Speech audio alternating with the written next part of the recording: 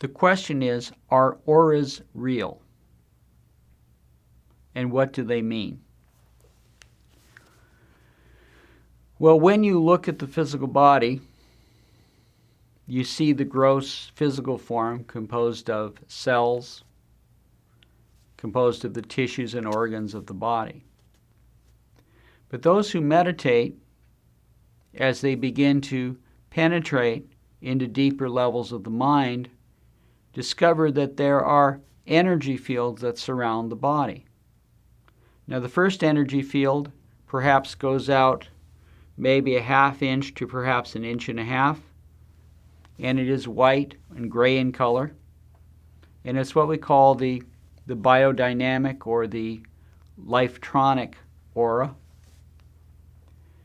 And it is basically what we call the etheric shell around every individual. So it portrays their state of health, their state of vitality, and you can often sense this when a person is very run down. You sense that there's not a lot of energy coming from that person.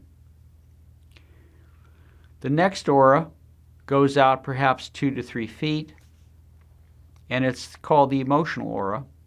And the emotional aura is that personal space around you.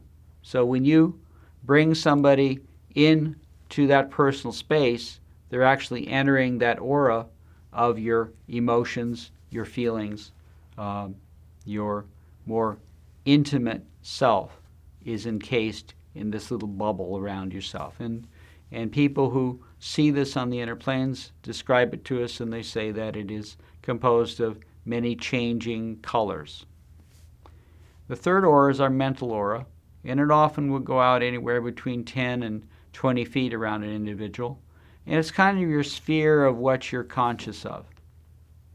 And it contains the bubble of everything that you are aware of. It's the bubble of your entire personality, as it were.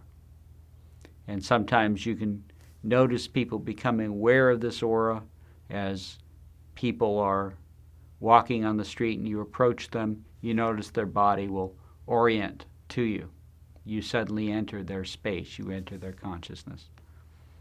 And the last aura is an aura that pervades both physical and spiritual space. It's called the spiritual aura. And it often is a force field. And if you ever had the opportunity to study with very advanced individuals, you will feel that force field around them for a great distance. Sometimes great initiates even have a force field that will extend for many miles around them. And that's called the spiritual aura. Now, many psychics do a reading of the aura in which they can detect these qualities that are going out into the environment.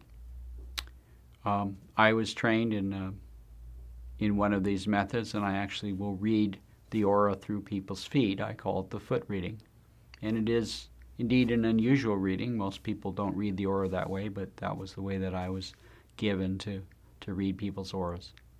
But indeed, auras are real, because just like your feelings and your thoughts are real, auras too are real. Although you can't see them with your physical eyes, you certainly can feel them. And again, those who are trained to be sensitive to them can actually read these qualities that are emanating from an individual.